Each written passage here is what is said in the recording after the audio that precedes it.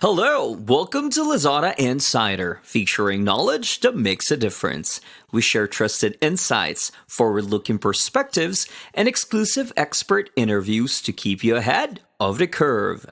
Hello everyone, welcome to Lazada Insider Sustainability Series. I'm your host Casey from Lazada. Our climate is changing, and the key driver of this change is mainly from the use of fossil fuels for our energy needs. A big part in the future of energy would be in renewables. And today, we are very glad to have Aman, Group Chief Energy Officer of Enovatek, joining us to discuss this topic. Welcome, Aman. It's great to have you join us today. Thank you, Casey. It's a pleasure to be here today to share my insights with you guys. And I look forward to the rest of the interview. Before we dive into the discussion about renewable energy, could you let our audience know more about yourself? Sure. Thanks, Casey. A bit about myself. I have been in the renewable industry since 2008 and 2009, where I was involved in approximately 150 megawatts of solar farms. Fast forward to 2012, I am the founder of Enovatek Energy, which actually allowed me to pursue my passion to bring clean and green, and more importantly, affordable technologies to the masses to allow them to reduce their carbon footprint. With different kinds of renewable energy out there, what source of renewable energy would have the lowest barrier for adoption? Oh, so great question, Casey.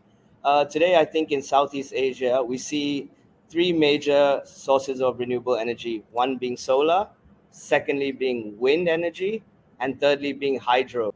In terms of adoption rate, because we sit on the equator, and for cost reasons, I think solar adoption has the least barriers to entry. As you can see all over Southeast Asia, the adoption rate, especially in the last few years, pre and post COVID, companies are really making solar part of their programs. Having said that, also energy storage goes hand in hand with solar. Today, there's a lot of talk about energy storage. When we harvest the energy from solar, what do we do with it? If there's excess, we don't want to waste it. So energy storage alongside solar has the highest adoption rate in Southeast Asia at the moment. So, for businesses in Southeast Asia, what are the primary advantages of using solar energy? There are many advantages of using solar energy. In Southeast Asia, like I mentioned, we sit on the equator, so we typically have long hours of sunlight or sun irradiance, as we call it. Typically, we see plus minus 6 hours compared to the northern hemisphere. So there is great advantages of having solar energy. Of course, there are other advantages, stating the obvious. Of course, it lowers your electricity bill. It's today it is cheaper than other sources of energy, meaning fossil fuels. As you know, with the current situations, geopolitical situations in the world, oil prices have gone up, fossil fuel prices have gone up. Today, clean energy remains the cheapest version of energy out there. Another thing that I've seen in my experience also is energy independence. We have offices all across Southeast Asia. While our HQ is in Singapore, we also, for instance, have clients who are in an island in the Philippines, for instance, where they don't have access to AC grid infrastructure. So energy independence is playing a big part. Other countries also face typhoons or other issues that are out of reach or out of scope. So energy independence plays a huge part. We had one customer during COVID, again in Philippines, who actually put a solar roof. During the lockdowns, he had to shut his operations. But having said that, he was selling back to the grid, who ended up, recouping a lot of his income through solar generation. And another customer again in Philippines went through 3-day typhoon where the AC infrastructure was shut down, but they were able to continue their business operations due to their energy independence from the solar. Those are very practical use of solar energies. Right. So, are all businesses suitable to utilize solar energy? What alternatives are available to businesses that cannot utilize solar energy as a solution?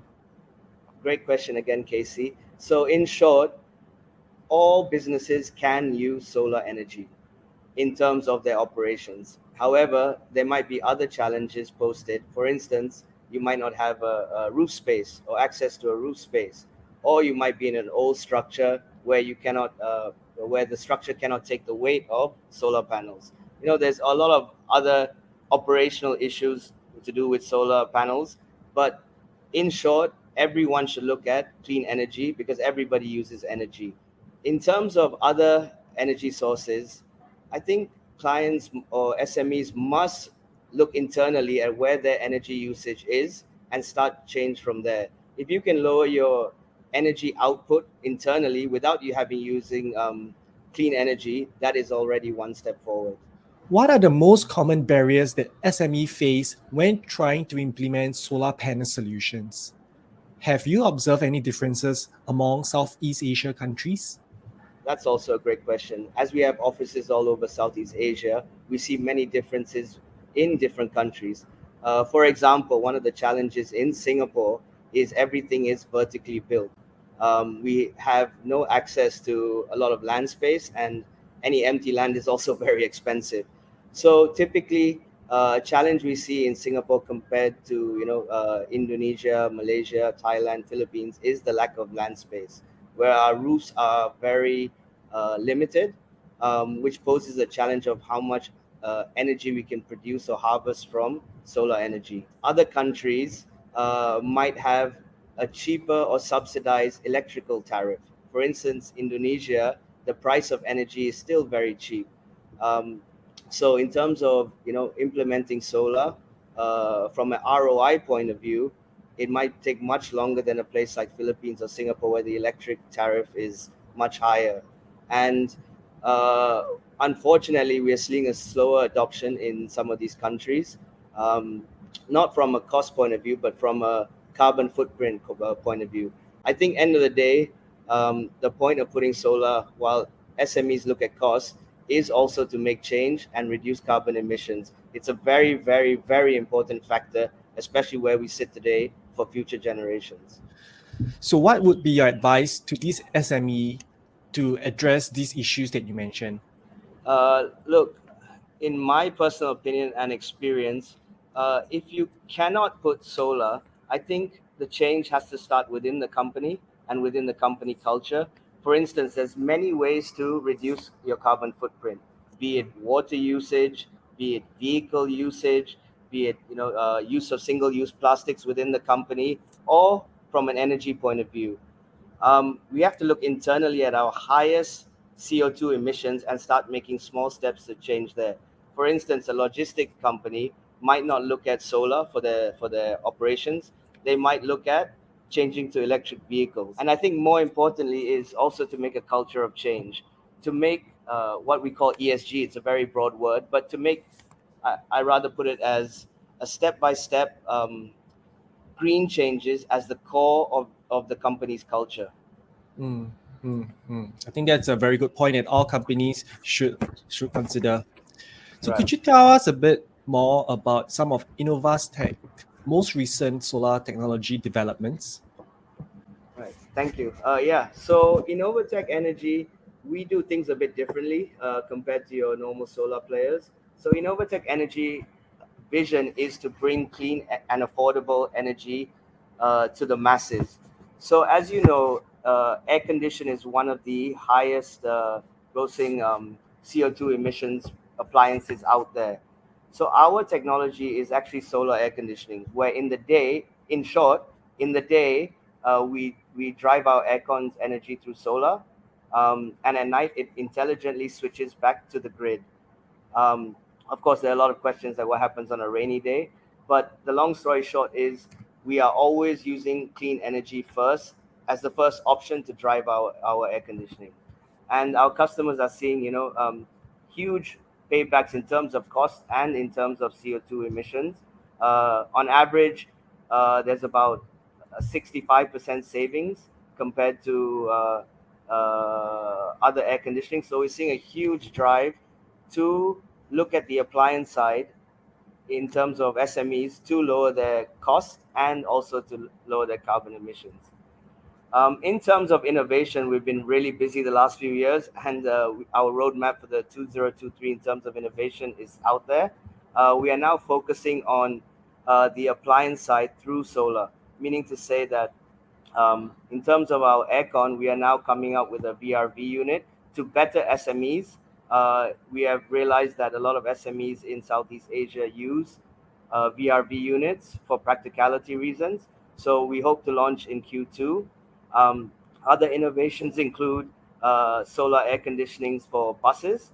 You know, uh, as we try and move out of the diesel and oil world, and as buses or vehicles get electric, we also want the appliance side within vehicles to become clean, right? So I think we're making a lot of strides forward in terms of our innovations and really listening to what our SME clients want, and we are trying to innovate on that. Thank you for the sharing, Aman. That brings us to the end of today's episode. And it was really great speaking to you. Thank you so much for joining Lazada Insider. Thank you, Casey. It's a pleasure being here, and I hope we can have more conversations in the future. This is Lazada Insider. We hope you enjoyed this episode. Make sure you click follow and subscribe so you don't miss our latest insights and expert interviews. Thanks again for joining us. Until next time, take care.